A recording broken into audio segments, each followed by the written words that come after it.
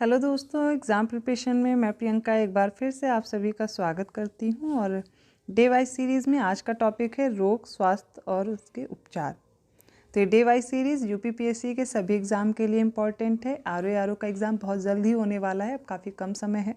Science के प्रश्न आसानी से इसमें आप हल कर सकते हो अगर आप ये डे वाइज सीरीज़ सॉल्व कर रहे हो। साइंस के साथ साथ मैं और भी सब्जेक्ट इसमें कवर कर रही हूँ। तो कंप्लीट जीएस की प्रिपरेशन अगर आप करना चाहते हैं, चाहे तो यूपीपीसीएस का एग्ज़ाम आप देने वाले हैं प्री, या फिर एपीएस का एग्ज़ाम, और साथ में आरओ की प्रिपरेशन तो आप लोग कर ही रहे हैं। इन सभी एग्ज़ाम को टारगेट करते हुए कंप्लीट जीएस आप यहाँ से प्रिपेयर कर सकते हैं। इसके साथ साथ रात को 9 बजे क्लास आती है आरओ के लिए subject wise previous year question series, दोनों फॉलो कीजिए। प्लेलिस्ट बनी हुई है चैनल पर, अगर किसी को प्रॉब्लम है तो चैनल पर आप जाएंगे, प्लेलिस्ट चेक करेंगे, दोनों प्लेलिस्ट आप चेक करके सारे वीडियोस देख सकते हैं। तो चलिए आज का टॉपिक स्टार्ट करते हैं। और आज हमें सबसे पहले पढ़ना है रोग में विषाणु जनित रोग। देखिए, रोग दो प्रकार के होते हैं, पहले तो संक्रामक और दूसरे होते हैं गैर संक्रामक। ठीक है, कुछ कम्युनिकेबल और कुछ होते हैं नॉन कम्युनिकेबल। तो अब कम्युनिकेबल में आप देखेंगे जो एक से दूसरे में फैलते हैं संक्रामक रोग, ये विषाणु से होते हैं, जैसे जीवाणु से हो गए, ठीक है, पादप रोग हो गए, ये अलग अलग तरीके के हमें पढ़ने होते हैं। तो इसमें हम लोग सबसे पहले देखेंगे विषाणु जनित रोग, और कुछ जैसे आनुवांशिक रोग हो गए, कुछ अभी जैसे हम लोगों ने विटामिन पढ़े थे उनकी कमी से होने वाले रोग, तो अलग अलग रोग हैं। अब आपसे इतना डिटेल में तो नहीं पूछने वाला, विज्ञान में आपसे प्रश्न सीधे आएंगे मैच करने के लिए। एक रोग दे दिया जाएगा और उससे जो कारक है उसका वो दे दिया जाता है मैच करने के लिए, इसी तरह आपको याद करना है।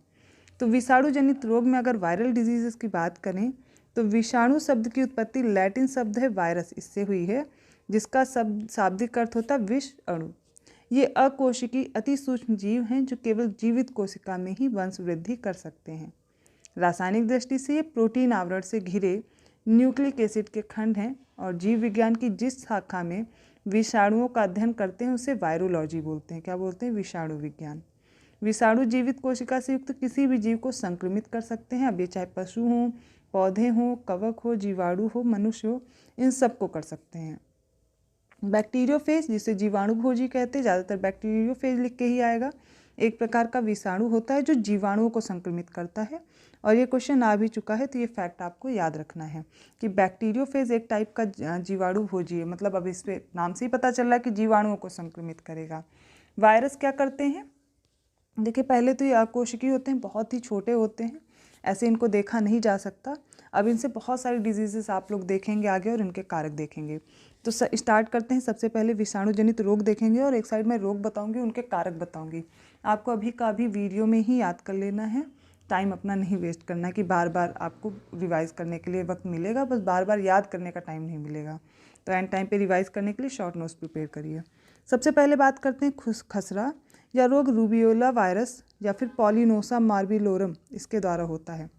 खसरा किससे होगा? रूबेला वायरस, आप रट लीजिए, उससे होता है। फिर है गलसुआ, ठीक है, या पैरामिक्सो या फिर गलसुआ विषाणु के कारण होता है। पैरामिक्सो वायरस आपको याद रखना है। चेचक, ये होता है वेरियोला, वेरियोला से होगा।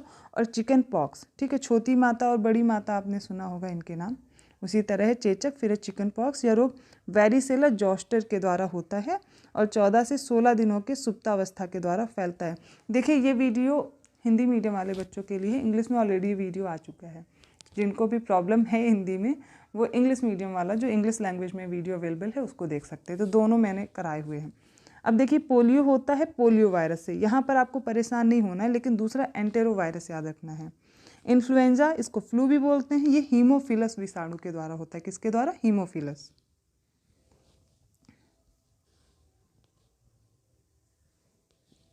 हीमोफिलस आपने याद किया, इसके बाद अब आपको याद रखना है, देखिए अब बात करते हैं रेबीज़ या फिर हाइड्रोफोबिया की। फोबिया का मतलब होता है डर, हाइड्रो मतलब वाटर या फिर जल, तो पानी से डर लगने लगता है रेबीज़ वाले जो भी पेशेंट होते हैं, और ये होता है रैबिडो वायरस की वजह से या रैबिडो विषाणु की वजह से। अब डेंगू याद रखना है, डेंगू से आप लोग बहुत अच्छे से परिचित होंगे। इस रोग का कारक है DEN14, इसको ऐसे ही याद रखना है, DEN14, इस विषाणु के द्वारा होता है। वैसे तो एक मच्छर काटता है, मादा मच्छर होता है, एडिस इजिप्टी इसका नाम है, और इसकी वजह से क्या होता है? ट्रांसफ़र होता है एक ब्लड से दूसरे ब्लड में। तो ये डेंगू आपको याद रखना है। डेंगू के बाद पीलिया याद रखना है, ठीक है। अब पीलिया क्या, हेपेटाइटिस विषाणु की 6 तरह की किस्में होती हैं, उनसे होता है, जैसे कि hepatitis B A, hepatitis B, hepatitis C, hepatitis D और हेपेटाइटिस ई के बाद आपको जी याद रखना है। तो इस तरीके से कुछ विषाणु हैं, देखिए A B C D E और एफ नहीं है, जी है, ठीक है। इस तरीके से याद रखना है। तो पीलिया इनकी वजह से होता है। एड्स का वायरस होता है रेट्रोवायरस प्रकार का एक है, HIV की वजह से होता है। एड्स का पहले तो फुल फॉर्म याद करिए, पूछा जाता है। इसका फुल फॉर्म है एक्वायर्ड इम्यूनो डेफिशिएंसी सिंड्रोम। जो भी बच्चे हिंदी मीडियम वाले परेशान नहीं हों, उन्हें ऐसे ही लिखना है, एक्वायर्ड इम्यूनो डेफिशिएंसी सिंड्रोम, क्योंकि यही लिख के आता है। अब देखिए HIV का क्या हो जाएगा, ये इसका वायरस है HIV, वो होता है human acquired immuno deficiency virus. बस क्या हो जाएगा आगे, वायरस। तो एड्स समझ में आया। उसके बाद है येलो फीवर या फिर पीत ज्वर, ये होता है या रोग होता है फ्लैवी वायरस। अब बात करते हैं चिकनगुनिया की, तो ये होता है अल्फा वायरस से, और ये भी एडीज इजिप्टी मच्छर, जैसे हम लोग वहाँ पे पढ़ रहे थे, तो एडीज मच्छर के काटने से होता है, मादा मच्छर, ठीक है। स्वाइन फ्लू याद रखिए, मोस्ट इंपॉर्टेंट H1N1 वायरस, कौन सा है, H1N1 वायरस। और बर्ड फ्लू याद रखिए, रोग इन्फ्लुएंजा वायरस ए, H1 ये H5N1 विषाणु की वजह से होता है। यह रोग इन्फ्लुएंजा विषाणु ए जो है उससे होता है, H5N1 वायरस करके भी दिया जा सकता है आपको ऑप्शन में। ये जितने भी हैं ये इंपॉर्टेंट हैं, सारे के सारे आपको याद करना है। क्या करना है, वीडियो रिपीट करके देखेंगे, याद हो जाएगा। अब देखिए मनुष्य में होने वाले संक्रामक रोगों की एक लिस्ट दे दी गई है जो कि वायरस से होते हैं। अब इसमें देखिए हर्पीज़ है, हर्पीज़ होता है, ये एक तरह का त्वचा रोग है, संक्रमण से होता है, कॉन्टैक्ट से एक दूसरे में फैलता है। दूसरा है इन्फ्लुएंजा, ये कैसा है, अब इसमें बताया जा रहा है कि ये जो रोग आपने पढ़े हैं इनमें कौन से अंग प्रभावित होते हैं। तो श्वसिकीय अंग जो होता है ये प्रभावित होता है प्रतिशाम या इन्फ्लुएंजा में। पोलियो में तंत्रिका एवं पेशीय रोग होता है। पीलिया जिसको जॉइंटिस बोलते हैं, इसमें लीवर यकृत संबंधी रोग होते हैं, यकृत को जिगर भी बोलते हैं, ठीक है। जिगर सब लोग शायद, हमें लगता है हार्ट को समझते होंगे, लेकिन यकृत को ही बोलते हैं, जिगर, याद रखिएगा। फिर रेबीज़ याद करिए, रेबीज़ होता है, इससे तंत्रिका तंत्र संबंधी रोग होते हैं। कनफेड़ा देखिए इसे मम्स बोलते हैं, गलसुआ जिसे भी आपने पढ़ा था, लाल ग्रंथियों में सूजन आ जाती है। फिर है ट्रैकोमा, रोहा लिख के नहीं आएगा, पढ़ रहे हो आप हिंदी में, लेकिन लिखा ट्रैकोमा ही होगा। तो ट्रैकोमा होता है नेत्र संबंधी रोग। और नेत्र संबंधी एक और रोग होता है कंजक्टिवाइटिस। आप देखते हैं ना, सबकी आंखें रेड हो जाती हैं, उसको दूसरे को देखने से, दूसरे को भी फैल जाती है टच करने से, तो देखने से नहीं फैलती है, संक्रामक रोग है, आपस में इस तरीके से फैलती हैं, टच में कांटेक्ट में आने पे ये फैलते हैं। तो विषाणु जनित रोग हैं जो संक्रामक रोग होते हैं, एक से दूसरे में फैलने वाले ये रोग हैं, ठीक है। अब देखिए कवक जनित रोग पढ़ने जा रहे हैं। जिस शाखा में हम लोग विज्ञान की कवक के बारे में पढ़ते हैं उन्हें माइकोलॉजी बोलते हैं, उसे क्या बोलते हैं, माइकोलॉजी। पूछा जाता है, इसी तरह आपको याद रखना है। और कवक जनित रोग में आप देखेंगे जैसे कि दांत, खाज, खुजली हो जाती है, ये सब इसमें आता है, ठीक है। और इसके साथ साथ जो गंजापन होता है, बाल्डनेस, वो भी इसकी वजह से होती है। तो देखिए रिंगवॉर्म दिया गया है ना, दांत या कवक माइक्रोस्पोरम के द्वारा होता है, किसके द्वारा, दांत माइक्रोस्पोरम, या बिना नहाई हुई बिल्लियाँ, कुत्ते, संक्रमित मानव, इनसे सबसे फैलता है। और इस रोग में दाने निकलते हैं जो बाद में रेड हो जाते हैं, फिर भंगुर हो जाते हैं, मतलब इचिंग्स टाइप से होने लगती है, ये हो गया रिंगवॉर्म। अब ये जो कीट हैं अपने साथ एक कारक या फिर कॉजिंग एजेंट लेकर के जाते हैं और वो उनसे क्या होता है, संक्रमण हो जाता है। अब देखिए कीट में मादा एनोफिलीज की बात करें तो इससे मलेरिया होता है। एडीज इजिप्टी से अभी हमने देखा येलो फीवर हो रहा है, एडीज इजिप्टी से अभी एक और पढ़ा था मलेरिया हो रहा था, है ना। और घरेलू मक्खी से हैजा हो जाता है, पेडिकुलरा से टाइफाइड हो जाता है, ठीक है। और टेबेनस मक्खी से सुर्रा रोग होता है। मादा कलेवरा से फाइलेरिया होता है। ग्लॉसिना पाल्पेलिरा से निद्रा रोग, खटमल से चगारा रोग, और बालू मक्खी से काला जर। एक बार इंग्लिश वाला वीडियो आप लोग ज़रूर देख लीजिएगा, क्योंकि हिंदी वाले बच्चे तो समझ रहे होंगे, लेकिन इंग्लिश वालों के लिए काफ़ी प्रॉब्लम है, तो इंग्लिश वर्जन आप आसानी से देख सकते हैं, दोनों लैंग्वेज में अवेलेबल है।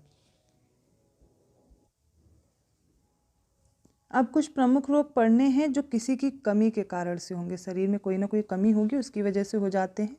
जैसे पहले बात करते हैं अनीमिया की, और ये होता है आयरन की कमी से, खून की कमी हो जाती है। स्कर्वी होता है विटामिन सी की कमी से। और घेंगा हो जाता है आयोडीन की कमी से। मेरास्मस याद रखिए, लंबे समय तक अगर आप उपवास रखते हो तो क्या होता है, सबसे पहले कार्बोहाइड्रेट खत्म होता है बॉडी से। कार्बोहाइड्रेट के बाद क्या होता है, फैट खत्म होता है, लास्ट में प्रोटीन भी क्या होती है, खत्म हो जाती है। तो ऊर्जा के सभी स्रोत खत्म हो जाते हैं। ऐसा करने से इन सभी स्रोतों की कमी होती है, उसको बोलते हैं मैरास्मस। फिर एक क्वाशियोरकर, क्वाशियोरकर में प्रोटीन की कमी होती है। ज़्यादातर बच्चों में देखा होगा, जैसे सूखा रोग में आप बच्चों को देखते हैं ना कि हाथ पैर पतले हो जाते हैं और पेट का साइज़ बढ़ जाता है, ठीक है। इसी तरह क्वाशियोरकर भी प्रोटीन की कमी से होने वाला रोग है। फिर बच्चों में रिकेट्स होता है जो कि विटामिन डी की कमी से, और बड़ों में विटामिन डी की कमी से ऑस्टियोमेलेसिया हो जाता है, हड्डियों में अकड़न होने लगती है। फिर है मवेशियों का मटकाऊ रोग, ये प्रियन नामक प्रोटीन के कारण होता है। और मधुमेह याद रखिए इंसुलिन की वजह से होता है, ठीक है। इंसुलिन की कमी हो जाती है और इंसुलिन सिक्रीट होता है किससे, अग्न्याशय से। अब याद रखिए शुष्काक्षिपाक या फिर ज़ीरोफ्थैल्मिया जिसे बोलते हैं विटामिन ए, ठीक है, ये होता है विटामिन ए की वजह से। ज़ीरोफ्थैल्मिया ही लिख के आएगा, इसे इस तरह से याद कर लीजिए। इसके साथ साथ देखेंगे विटामिन हमने पढ़ी थी, तो विटामिन बी की कमी से, उसमें भी विटामिन B1 याद रखिए जो कि थायमीन है, इसकी कमी से बेरी बेरी होता है। विटामिन सी की कमी से स्कर्वी होता है, गम से ब्लीडिंग होने लगती है। और बच्चों में विटामिन डी की कमी से सूखा रोग, ठीक है। वयस्कों में विटामिन डी की कमी होगी तो हड्डी वाली बीमारी, ऑस्टियोमेलेसिया बोला था ना, अस्थि मृदुता उसे बोलते हैं। विटामिन ए के कारण क्या होगी, विटामिन ए की कमी से रतौंधी होगी, ठीक है। अब ये तो हो गए किसी की डेफिशिएंसी या कमी से, जैसे कि वायरस से पढ़े, कारक कवक से, माफ़ कीजिएगा, कवक से हमने पढ़ा रोग। अब पढ़ना है जीवाणुओं से होने वाले रोग, जिन्हें बैक्टीरिया बोलते हैं। इनसे भी बहुत सारे रोग होते हैं, जिसमें सबसे पहले बात करते हैं हैज़ा, और हैज़ा को इंग्लिश में बोलते हैं कॉलेरा। कॉलेरा किससे होगा, विब्रियो कॉलेरी से। देखिए बैक्टीरियल डिजीजेस याद करना बहुत आसान है अगर आप इंग्लिश में याद कर रहे हो। हिंदी में थोड़ा मुश्किल यूँ हो जाता है कि थोड़ा नाम और फिर उसमें, बट फिर भी आप याद कर सकते हो, मैं याद करा दूंगी। हैज़ा को इंग्लिश में याद रखिए कॉलेरा, और कॉलेरा होगा विब्रियो कॉलेरी, तो लास्ट में कॉलेरी आएगा, ठीक है। जो भी डिजीज़ है, जो भी रोग है, उसी का नाम लास्ट में लगभग आपको मैच करता हुआ दिखेगा ज़्यादातर रोग में। अब देखिए डायरिया, डायरिया याद रखिए साल्मोनेला ट्यूफिम्यूरियम, क्या है, साल्मोनेला टाइफिम्यूरियम डायरिया होता है। फिर प्लेग याद रखिए, इसे ब्यूबोनिक प्लेग भी बोलते हैं, पाशुरेला पेस्टिस या फिर यर्सीनिया पेस्टिस से होता है, रट लीजिए, पाशुरेला पेस्टिस या फिर यर्सीनिया पेस्टिस। कोड इसको लेप्रेसी बोलते हैं, और ये होगा किससे, माइकोबैक्टीरियम लेप्री, तो लेप्रेसी लास्ट में आ गया लेप्री, माइकोबैक्टीरियम लेप्री। तपेदिक क्षय रोग या यक्ष्मा, ये टीबी को बोलते हैं, इंग्लिश में बोलते हैं ट्यूबरकुलोसिस, इसी को तपेदिक बोलते हैं, क्षय रोग या फिर यक्ष्मा बोलते हैं। और माइकोबैक्टीरियम ट्यूबरकुलोसिस, नाम भी डिजीज़ का ट्यूबरकुलोसिस, और कॉजिंग एजेंट भी ट्यूबरकुलोसिस, याद रहेगा माइकोबैक्टीरियम ट्यूबरकुलोसिस।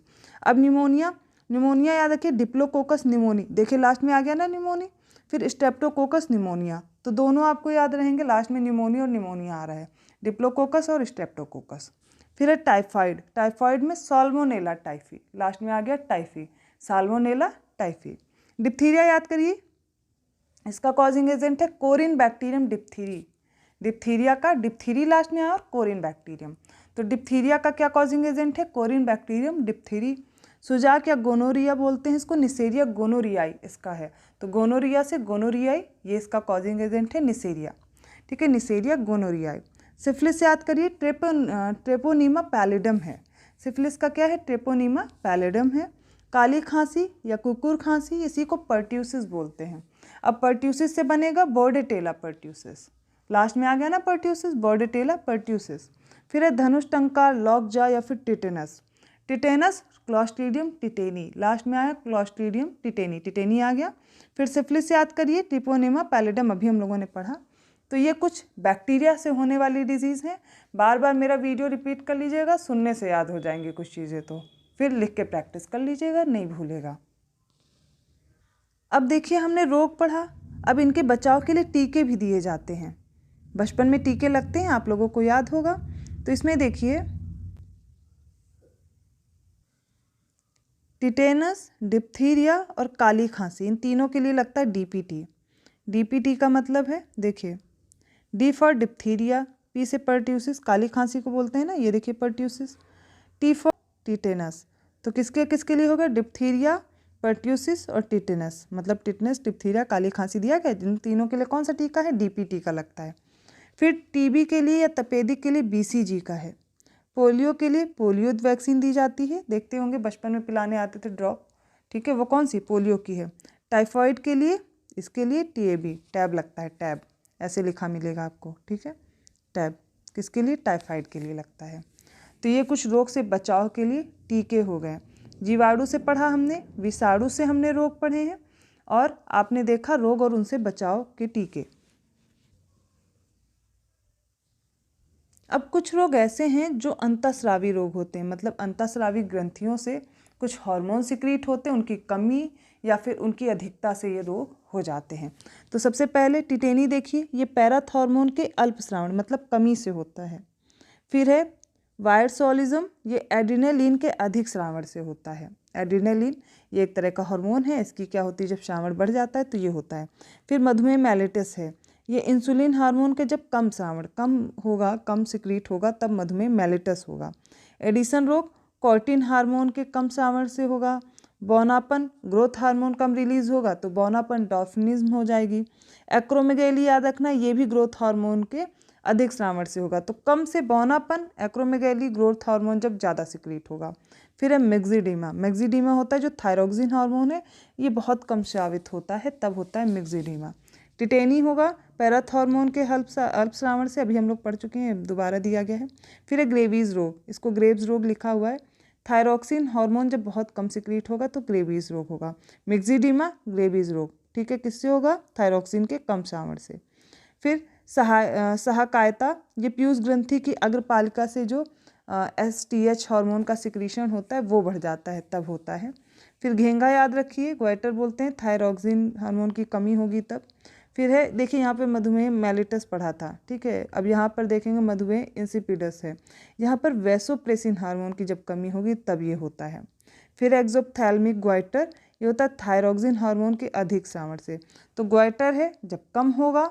फिर क्या होगा, एक्सोप्थैल्मिक ग्वाइटर होगा, वो किसकी वजह से, अधिक श्रावण से, ठीक है। देखा होगा कि गले में आप देखते हैं स्वेलिंग सी दिखने लगती है ना, गर्दन बढ़ जाती है, ग्वाइटर बोलते हैं उसको, किसकी वजह से होगा, क्योंकि थायरॉइड ग्लैंड होती है वहीं पर, और उसी से सिक्रीट होता है थायरोक्सिन हार्मोन। तो याद रहेंगे ये डिजीजेज, ये अंतःस्रावी रोग है, और ये रोग अलग ही है, बहुत कम पूछे जाते हैं, पर आपको याद रखना है इसमें से ग्वाइटर पूछ लिया जाता है, मधुमेह पूछा जाता है। देखिए जब आप इसमें दो चीजें याद रखेंगे, घेंगा में ग्वाइटर, घेंगा को भी बोलते हैं, एक्सोप्थैल्मिक ग्वाइटर भी अलग है। तो घेंगा में क्या होता है, जब थायरोक्सिन की कमी होगी, एक्सोप्थैल्मिक वाला क्या होगा, जब ज्यादा सिक्रीट होगा थायरोक्सिन, दोनों में डिफरेंस याद रखिएगा, ठीक है। तो ये डिजीजेज हो गई जो अंतःस्रावी हैं, ठीक है, ये ग्लैंड से सिक्रीट होने की वजह से जो हार्मोन की कमी या फिर अधिकता के कारण होती है, बहुत सारे हैं, लेकिन यहाँ पर आपसे जिनसे प्रश्न पूछे जाते हैं वही इंपॉर्टेंट दिए गए, एक्स्ट्रा पढ़ने की जरूरत नहीं है।